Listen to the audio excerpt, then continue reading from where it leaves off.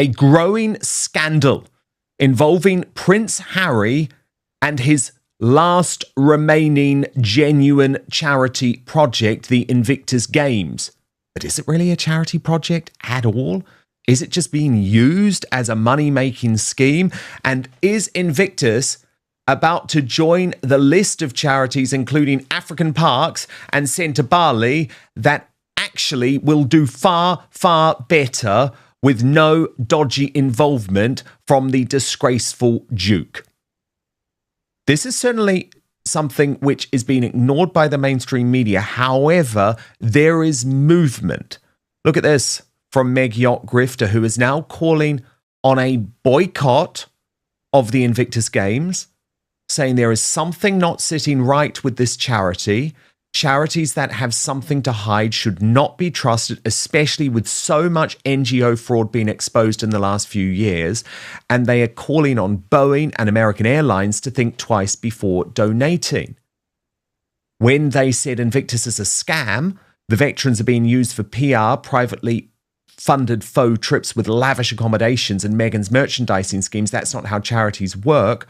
Royal YouTube sensation, according to Taz, added, this is the very reason why everyone who originally worked on and set up Invictus no longer works there. Since leaving the royal fold, the foundation has become a cash cow for Harry and Meghan, and no doubt some others who are involved. It's all bubbling to the surface. And it is bubbling to the surface thanks to Paula Frolic of Paula Frolic Uncensored. She is our guest today. And through her show at News Nation, she has been able to finally get these funding questions about the $63 million Invictus Games spend into the mainstream media. So Paula Frolic is going to be here to blow the whistle on all of this today, but I just want to start by revealing some of the key lines from Paula's brand new and really jaw-dropping reporting this week. And of course, she's being very careful because we know how litigious Prince Harry can be, but this is really extraordinary stuff. So Paula reports, the most recent games held in Vancouver and Whistler in February 2025 brought together 543 wounded military veterans from 23 countries. The total cost 63.2 million Canadian, or approximately $118,352 per competitor. For comparison, the US Warrior Games, a similar competition for wounded American service members, runs on roughly $2 million a year. Germany's Invictus-style competition costs about $200,000 and involves half as many participants. The public's taxes footed a portion of the bill. According to tax returns on file, the public picked up half the tab for Vancouver, with the Canadian federal government contributing $15 million through the Veterans Affairs Canada and the province of British Columbia contributing another $15 million through its Ministry of Tourism, Arts and Sport. The remaining funds came from approximately 40 corporate partners and about $2.6 million in individual donations. Crucially, that public money didn't flow directly to the Games. It was routed through the Vancouver Whistler Games Corporation, which then paid a licensing fee to the Invictus Games Foundation, the British charity that owns and licenses the Games brand. The amount of that licensing fee was oddly redacted. I sense a cover-up. The Invictus Games Foundation, the British charity at the centre of the operation, recently filed its 2024 annual accounts with the UK Charity Commission after a 2-year grace period. The numbers, Paula reports, raised red flags. In 2024, the foundation cut its direct grants to veteran organisations by 63%, from £534,973 to just £200,328.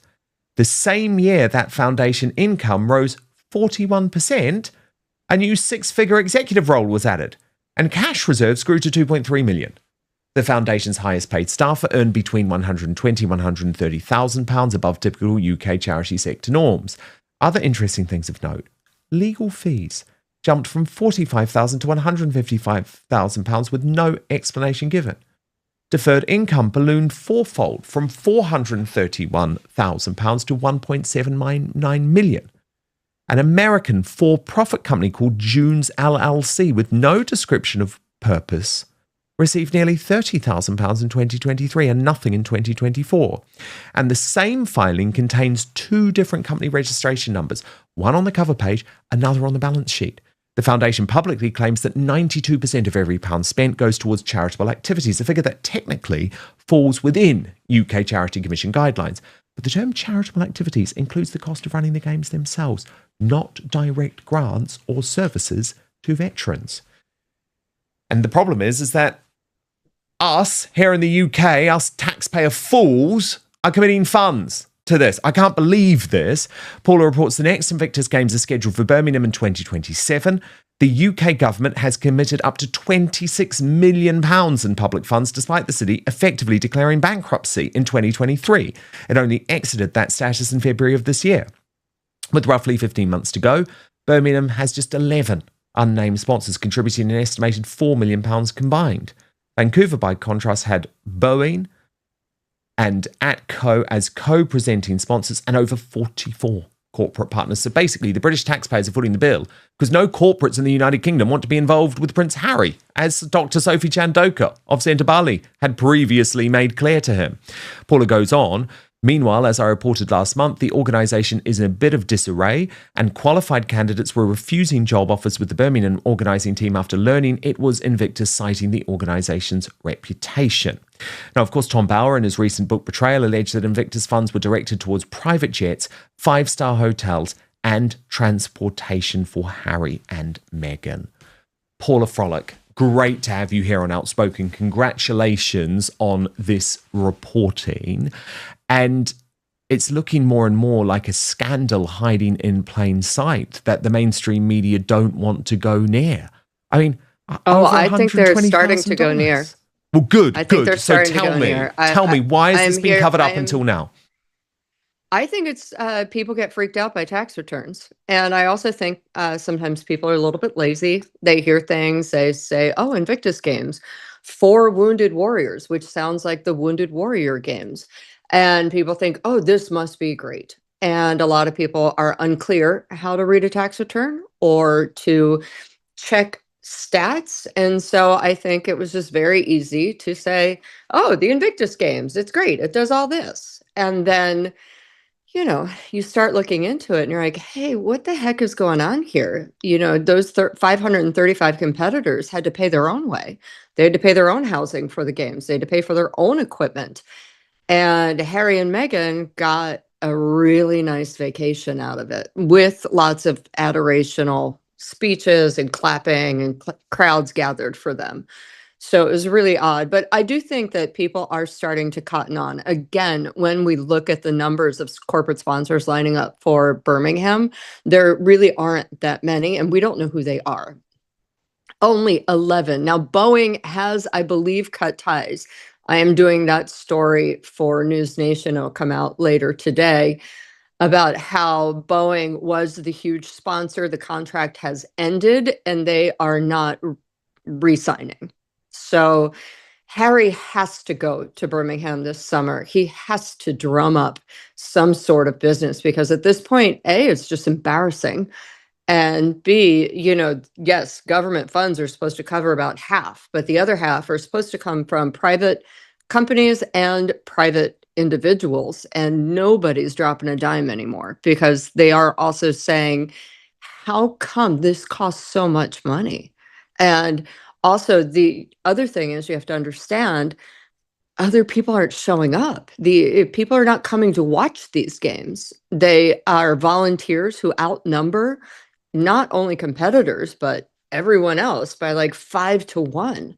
It's kind of absurd. And as Tom Bauer pointed out in his book, during an absurd wheelchair basketball game, one team didn't even need wheelchairs, while the other team did. It was America versus Nigeria. Nigeria needed the wheelchairs. And after the game, the Americans all stood up, got out of their wheelchairs, and walked off. It's absurd. But also, there was no one in attendance. Harry and Meghan came in for 10 minutes for an adoring love shot. And of course, Meghan kissed Harry.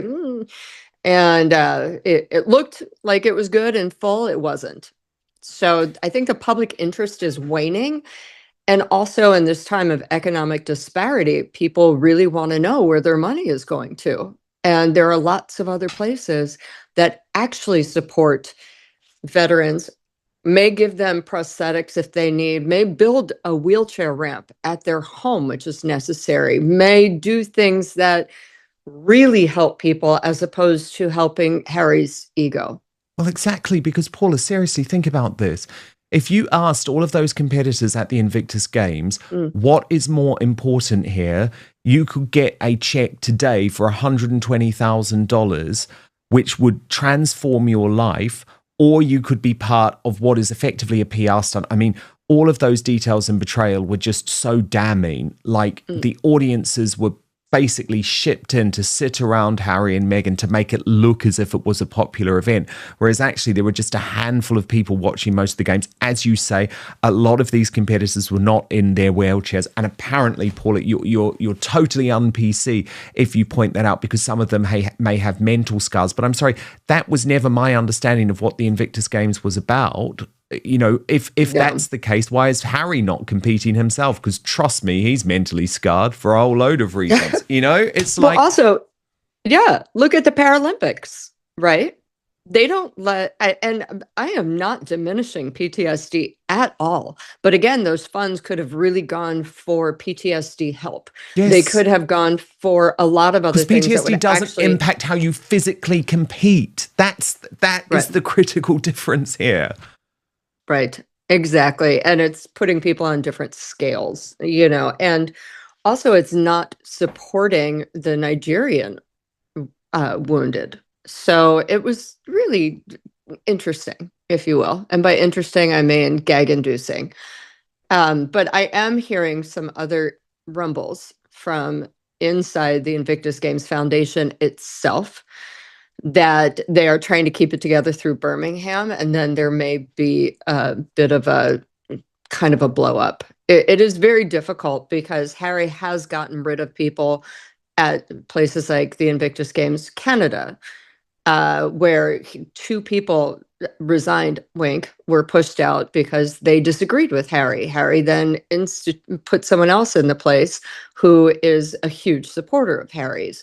So there are a lot of yes men there, but there are also people who do really good work and are upset by what's going on, but they just want this games to be pulled off, and then they will have their say.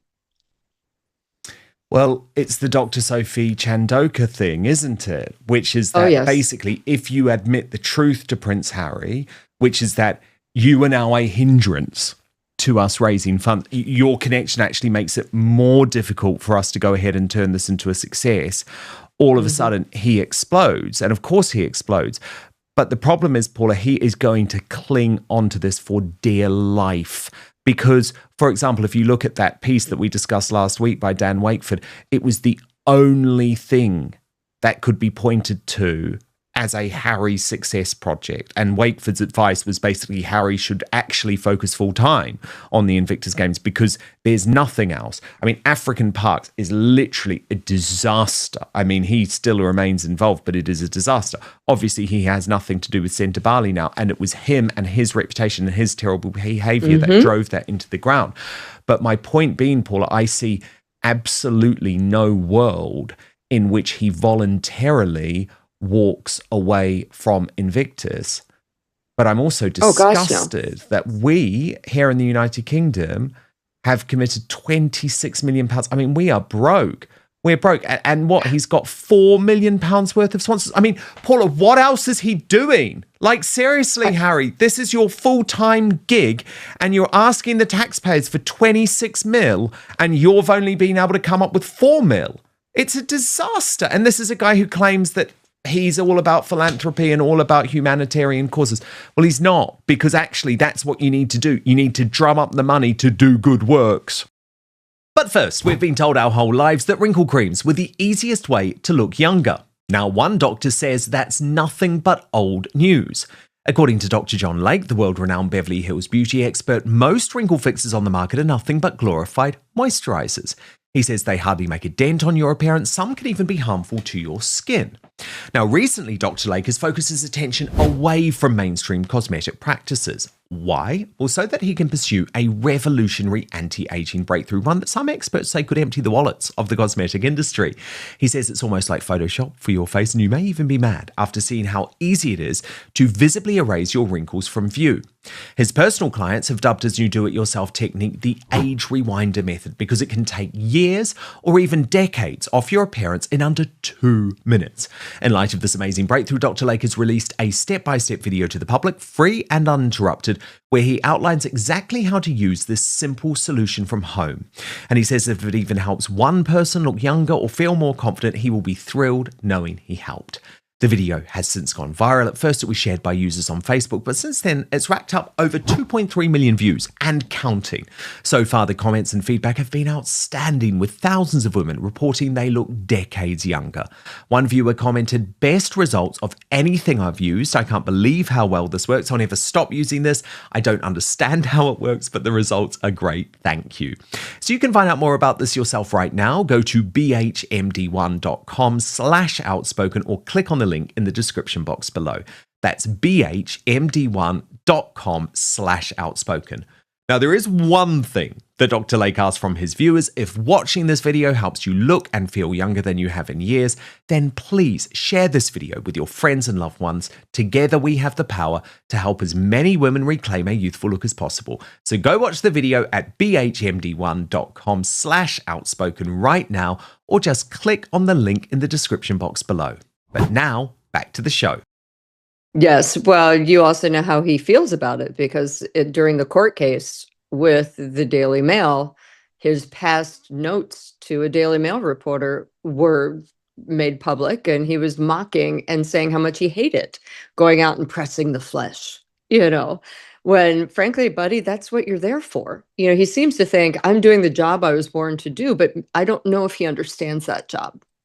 And raising money is huge. And the job is not just showing up, having people take your photos and shake some hands once every never. The job is, if you're doing it properly, it's a 9 to 10 hour job a day, actually working with people and asking for money and showing people what you're doing and creating programs that aren't just this once every 2-year games. It is support throughout the year, and this is how we help people. And by the way, we select who's coming and we pay for them. But no, that's not happening. Paula, there was another humiliation for Harry this week in terms of the Met Gala. You're right across this in New York City. What were you hearing about it? Because People magazine and the sort of few propagandists that are left in the mainstream media over there, like Town and Country and Harper's Bazaar, seemed like they were trying to come up with cover for Prince Harry. Like, oh, he went for lunch at Nobu, and Meghan was in Chicago, for this christening of a godson who we've never heard of. But none of them could actually go as far to say that was the reason they didn't go. I mean, it genuinely was the case that they were just not invited, right? Absolutely. So I broke the story April 1st. You did. You were first. I think that they were not invited. And Meghan was upset because while she's never been invited, and her people kept saying, she doesn't go, that's not her thing. And I'm like, that's a load of horse twaddle, because she is always said she wants to be in fashion, and that fashion is her jam, as opposed to the runny spread that is her jam. But she has always said this is her main thing. And to not be invited is a huge snub. And she thought that this year she could be, because Venus Williams was on the host board. She was hosting, as well as Beyonce.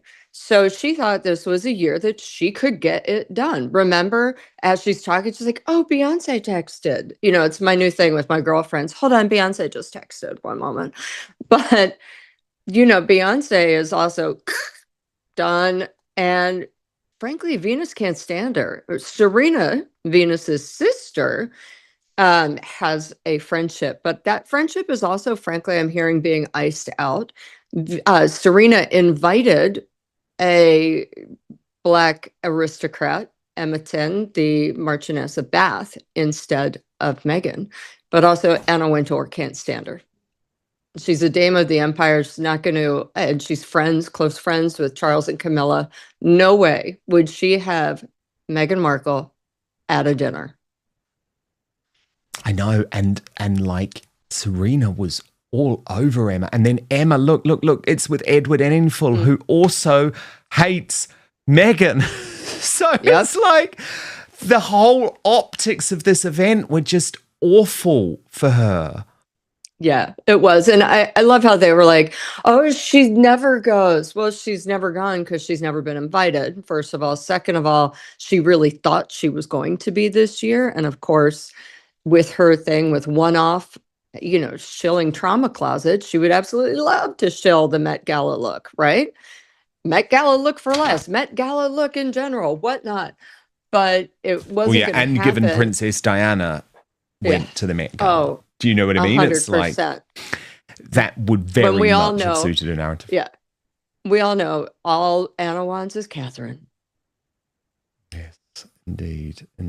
Now, bit of development in terms of maybe where Prince George is going to go to school. And the Sun had a very Sun take on this by linking this new school that they're looking at to Bruce Dickinson's old school. And so this is Ondell School in Northamptonshire.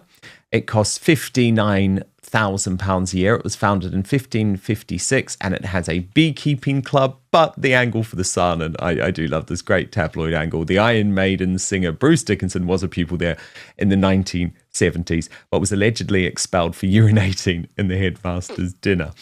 Other old pupils include England rugby star twin brothers Ben and Tom Curry, Timpson chief Sir John Timpson, scientist Richard Dawkins, and BBC News correspondent Damien Grammaticus.